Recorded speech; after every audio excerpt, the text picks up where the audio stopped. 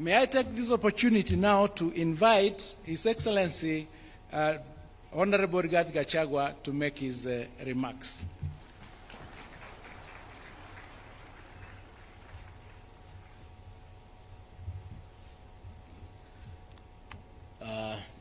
Your Excellency Dr. William Ruto, President of the Republic of Kenya and Commander-in-Chief of our Defense Forces, Your Excellency the First Lady, Mama Rachel Ruto, the Cabinet Secretary is present, Principal Secretary is present, the Governor of Uasin Gishu County, Jonathan B., the Senator of this great county, Senator Mandago, Members of Parliament, organizers of this Winner State Concert, an entire music festival, adjudicators, composers, script writers,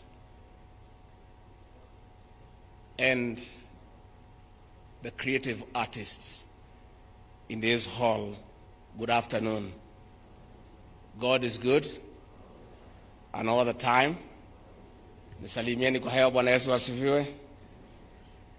Your Excellency, before I say one or two things, then I invite you to address this concert.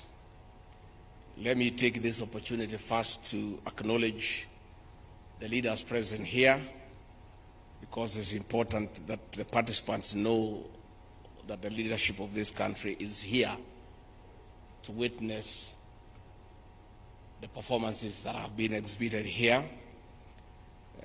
Of course, we have the CS for Education, Julius Ogamba, mpigie makofi. CS Kipchumba Murkomen for Youth, Sports and Creative Economy. The CS for the National Treasury and Economic Planning, John Badi. We have, of course, the Governor of this great county, Jonathan B., a.k.a. Kotumoja. We have a Senator for this great county, Jackson Mandago. I've also seen the Secretary General of Kotu, Francis Atwoli. I saw him smiling when the Senator boys were performing on Zilizopendwa. His love for Lingala music is the worst kept secret in this country. I think Mzee, you really enjoy it. We have PS's present, the PS for Immigration, Julius Bitok, Pigieni Makofi, the PS for Sports, Peter Tom, Pigieni Makofi, the CS for TVET, Esther Moria, Pigieni Makofi, the PS for Education, Belio Kipsang, Pigieni Makofi, the PS for the National Treasury, Chris Kipto, Pigieni Makofi, the PS for Higher Education, Beatrice Nyangala, Pigieni Makofi, the PS for Tourism, John Olotua, Pigieni Makofi, the PS for ICT, Engineer John Tanui, Pigieni Makofi, and the PS for Culture, Arts and Heritage, Umi Bashil, Pigieni Makofi. Your Excellency, we also have in attendance members of Parliament, the Honorable Julius Meli, the MP for Tinderet, Pigieni Makofi, the Honorable Farah Malim, the MP for Dadaab, Pigieni Makofi, the MP for Dagoretti South, John Kiarie, Pigieni Makofi, the MP for Limuru, Engineer John Kirago, Pigieni Makofi, nominated Member of Parliament, Joseph Wainaina, Pigieni Makofi, the MP for Garsen, the Honorable Ali Wario, Pigieni Makofi, the MP for Sirisia, the Honorable John Weluke, Pigieni Makofi, the MP, the Women Rep for Baringo, Florence Jematia, Pigieni Makofi, the MP for Lugari, Nambuera Nabi, Pigieni Makofi, the MP for Aldai, Marianne Ketani, Pigieni Makofi, the MP for the Mheshimiwa Oboka Milemba, Pigieni Makofi, and the one and the only engineer in Parliament, the Honorable Oscar Sudi, the MP for Kapsaret. Your Excellency, I'm very happy to accompany here to this winners concert. And we want to thank you for always creating time to sample the best in our creative space. Your Excellency, the performances that have been exhibited here this morning, from where I sit as somebody who has been in the creative arts space for a long time, were very high standard. And I really sympathize with the girls who had a piece here complaining about behind the adjudicator's desk. It was a great piece, but there's nothing we can do. The adjudicators are the IBC of the creative art space. All you have to do is just improve on your performance, because there will be winners, there will be losers, but at the end of it all, the performances are of very high quality.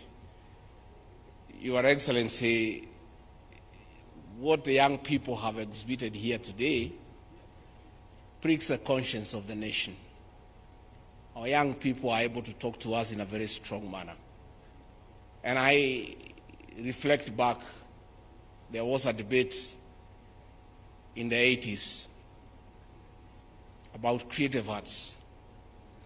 There was a school of thought by Professor Chris Wenjala arguing that work of art is content.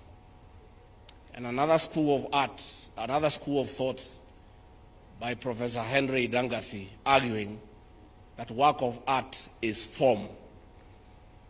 The argument was, according to those who agreed that the work of art is content, is that it is a story. Work of art is a story. The other group was arguing, is really not a story, is how you tell the story. So as I sat here today, that debate is still there. Is it the story or how you tell the story? Which is which? Is it the story or how you tell the story? I belong to that school of thought. That is how you tell the story. The story is good and is always there, but how do you tell it? When 10-week boarding presented a core of us here in Kipsigis language that I don't understand, but from the body language, from the visual expression, I could see the anger and the indignation those girls had about the danger of illicit brews in our country. But that story is always there. But they told it in a different manner. When I looked at St. Clair Maragori about road safety, challenging passengers not to board an overloaded vehicle, that story is always told by the police. But the girls have told it differently. So let us invest in how we tell the story. Your Excellency, when you saw in your cabinet, you did admit that our administration has had a challenge in how you communicate our achievements. We've done a lot. We've got good stories. Sometimes we don't tell the story, and when we tell those stories, we don't tell them well. Let us invest on how to tell the story. The university financing model is a masterpiece. It's such an intervention in our education system on how we finance it. But that story has not been told, and where it has been told, it has not been told well. Let us tell that story appropriately so that the beneficiaries can know that we have got a good financing model. So, Your Excellency, I want to say I'm very happy. Last year, we were with you in Nakuru. When I went home, after seeing the performances, I was very calm and slept very well. And my wife asked what had happened that I slept so well. I told her I was in a beautiful state concert. And she said, next year, I want to come with you so that I can also sleep well. So I asked her to come along today. And of course, I was very happy to see Kenyaga Boys, where I was for 6 years. And I was in the creative space, learning how to tell a story and tell it well. So I want to say congratulations to the performers. Continue telling the story, continue impacting on society through the creative space. And I want to thank Kipchumba Murkomen, the way you have explained. Let us invest more in our young people so that they can help us instill values in our society. They can help us communicate difficult messages in a light manner, in a manner that is not only educative, but also entertaining. With those very many remarks, I want to request all of you to stand up and help me by clapping and ululating and kushangilia to welcome the President of the Republic of Kenya, Dr. William Ruto, to come and tell his story and tell it well. Mr. President.